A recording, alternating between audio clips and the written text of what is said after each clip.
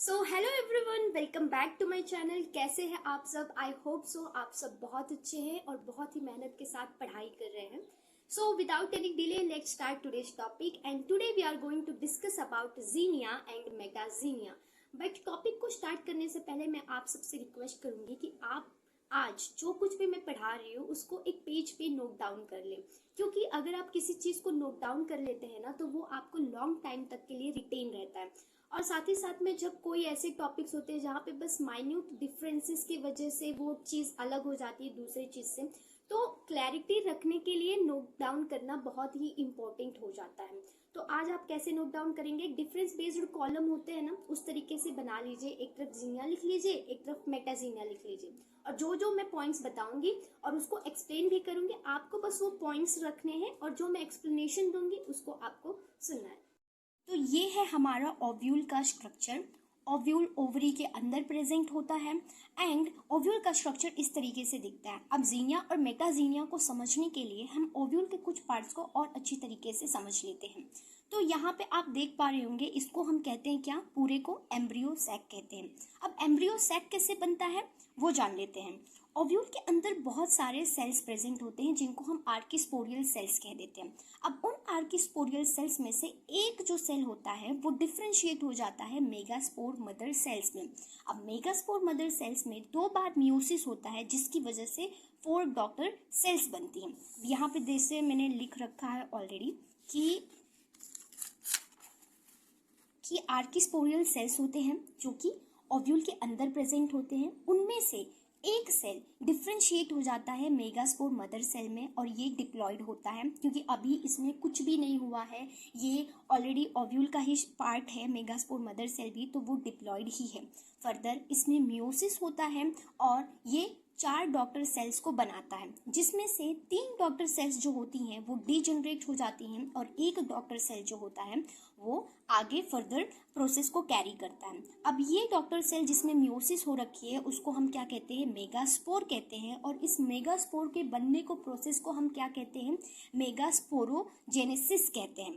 Further इस megaspore में 3 बार mitosis होता है, जिसकी वजह से हमें एक न्यूक्लियस देखने को मिलता है। एक न्यूक्लियस जिसमें से हमने यहाँ पे डिस्क्राइब कर रखा है कि ये जो 3 न्यूक्लियस होते हैं सेल्स, उनको हमने क्या बोल दिया? एंटीपोडल सेल्स कह दिया।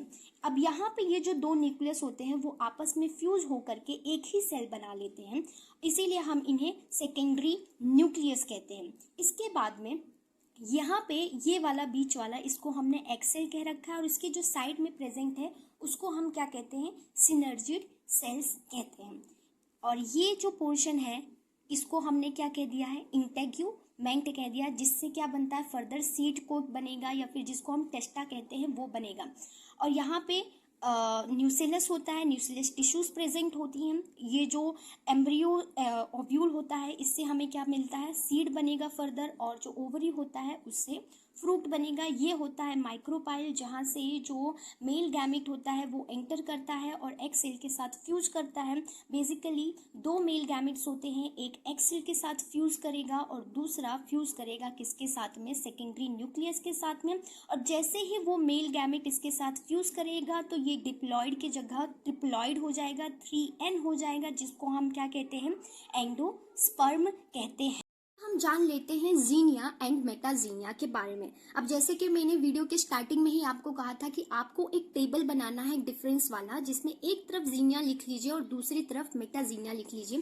तो इसमें सबसे पहला पॉइंट लिखिए कि जो जीनिया होता है उसमें पॉलन जीन्स का इफेक्ट हमें एम्ब्रियो सैक के अंदर देखने को मिलता है। It means the effect of pollen genes inside the embryo sac is known as xenia. और मेटाजीनिया में लिखिए कि the effect of pollen genes outside the embryo sac के बाहर जो इफेक्ट हमें देखने को मिलता है उसको हम क्या कहते हैं? मेटाजीनिया कहते हैं। अब जीनिया में जो आपने लिखा है ना कि the effect of pollen genes inside the embryo sac, उसमें एक पॉइंट और ऐड करना है, एक्सेप्ट एम्ब्रियो। एक्सेप्ट एम्ब्रियो का क्या मतलब है? कि एम्ब्रियो जो बनेगा ना, एम्ब्रियो पे पॉलन जीन्स का कोई भी इफेक्ट हमें देखने को नहीं मिलेगा। ओके, ये पॉइंट हो गया। मेटाजीनिया में जैसे कि मैंने बताया कि आउटसाइड द एम्ब्रियो सैक, उसमें जहां हमें पॉलन जीन्स का इफेक्ट देखने को मिलता है उसको हम कहते हैं मेटाजीनिया। अब दूसरा पॉइंट लिखिए कि जो जीनिया होता है वो प्योर मैटरनल टिश्यूज जो होते हैं उस पर अपना इफेक्ट शो नहीं करता है, जबकि मेटाजीनिया जो होते हैं वो प्योर मैटरनल सेल्स या टिश्यूज पे अपना इफेक्ट शो करते हैं। अब ये इस चीज को, इस पॉइंट को हम और अच्छी तरीके से समझ लेते हैं। अब जैसे कि मैंने कहा था कि जीनिया कहाँ इफेक्ट शो कर रहा है, एम्ब्रियो सैक के अंदर कर रहा है, ठीक है। अब एम्ब्रियो सैक में हमारे पास टोटल 7 सेल्स प्रेजेंट है, ओके। 3 एंटीपोडल्स हैं, एक सेल है, 2 सिनर्जिड्स है और एक सेकेंडरी न्यूक्लियस है। अब मैंने कहा था कि एक सेल के साथ मेल गैमेट आकर के फ्यूज कर जाता है, राइट। सेकेंडरी न्यूक्लियस के साथ दूसरा मेल गैमेट आकर के फ्यूज कर जाता है। तो अब ये दोनों प्योर मैटरनल थोड़ी बचे, नहीं बचे ना। तो प्योर मैटरनल कौन सा बचा, ये सिनर्जिड्स बचे और ये तीनों एंटीपोडल्स बचे। कौन से प्योर मैटरनल नहीं है, एक तो ये हमारा जो एंडोस्पर्म बनाएगा, ठीक है, जो कि ट्रिप्लॉइड इन नेचर होता है, और दूसरा हमारा जो एम्ब्रियो बनाएगा एक सेल से। क्यों? क्योंकि इनमें मेल गैमेट आकर के फ्यूज हो चुके हैं, इसीलिए अब ये प्योर जो फीमेल गैमेट्स होते हैं, मैटरनल सेल्स होते हैं, अब वो प्योर मैटरनल सेल्स नहीं बचे, क्योंकि इनके पास में पैटर्नल सेल से भी अब कुछ पार्ट इसमें आकर के फ्यूज हो चुका है, राइट। तो मैंने कहा ना कि जीनिया जो होते हैं प्योर मैटरनल टिश्यूज या सेल्स पे अपना इफेक्ट नहीं शो करते हैं। तो कहाँ इफेक्ट शो करेंगे, एक तो एम्ब्रियो बचा और दूसरा क्या बचा, एंडोस्पर्म बचा। अब मैंने एक चीज और कही थी कि जीनिया में एम्ब्रियो पे कोई इफेक्ट नहीं होगा। अब जब एम्ब्रियो भी चला गया तो एग्जैक्टली क्या बचा, सिर्फ और सिर्फ एंडोस्पर्म बचा। सो हम कभी कभी ये भी कहते हैं कि the effect of pollen gene on endosperm, ठीक है, इज नोन एज जीनिया, ठीक है। इसको हमने क्या कह दिया, जीनिया कह दिया, क्योंकि अब यहाँ पे सिर्फ 2 ही तो था जो मैटरनल नहीं था। वो कौन सा था, एक था एक सेल वाला एम्ब्रियो और दूसरा था हमारा सेकेंडरी न्यूक्लियस से बना हुआ एंडोस्पर्म। यही दोनों प्योर नहीं थे, इसीलिए इनका इफेक्ट यहाँ पे ही शो होना था, बट एम्ब्रियो पे नहीं होगा। जीनिया कभी भी पोलन जीन्स का इफेक्ट अपने एम्ब्रियो पे नहीं शो करता है, इसलिए सिर्फ और सिर्फ हमारे पास क्या बचा, endosperm. Therefore, the effect of pollen genes on endosperm is known as जीनिया, ठीक है। अब वहीं पे हम दूसरी तरफ ये जो मेटाजीनिया की बात है, तो मेटाजीनिया में कहा है कि एम्ब्रियो सैक के बाहर होगा। तो एम्ब्रियो सैक के बाहर आपको क्या देखने को मिल रहा है, इंटेग्यूमेंट्स देखने को मिल रहे हैं, जिससे फर्दर क्या बनता है, सीड कोट बनता है या फिर टेस्टा बनता है, राइट। तो जब पोलन जीन्स का इफेक्ट हमें इंटेग्यूमेंट पे देखने को मिलता है, इसको हम क्या कह देते हैं, मेटाजीनिया कह देते हैं। और ये प्योरली मैटरनल टिश्यूज है, क्योंकि इसमें कोई भी मेल गैमेट आकर के फ्यूज नहीं हुआ है, कुछ भी इसमें नहीं हुआ है, प्योर ये मैटरनल सेल्स है, मैटरनल टिश्यूज है। इसीलिए मैंने कहा कि मेटाजीनिया में क्या होता है कि वो प्योर मैटरनल सेल्स या टिश्यूज पे अपना इफेक्ट शो करता है, ओके। अब जीनिया का जो सबसे बेस्ट एग्जाम्पल होता है वो होता है क्या, कि मेज का होता है। आपने बहुत बार देखा होगा कि मेज में डिफरेंट मतलब एक ही जो कॉब होता है उसके ऊपर ना डिफरेंट तरीके के जो कर्नल्स होते हैं, डिफरेंट कलर के प्रेजेंट होते हैं, डार्क पर्पल, पिंक, ब्लैक, इस तरीके का देखा होगा। वो क्यों होता है, क्योंकि एंडोस्पर्म में क्या होता है, पोलन का इफेक्ट देखने को मिल रहा है हमें, इसीलिए हमने उसको जीनिया कह दिया है, उसको हमने जीनिया कहा है। अब जो मेटाजीनिया का जो सबसे बेस्ट एग्जांपल है वो होता है डेट पाम का, ओके। अब मैं सारे पॉइंट्स को एक लास्ट बार समराइज कर देती हूँ।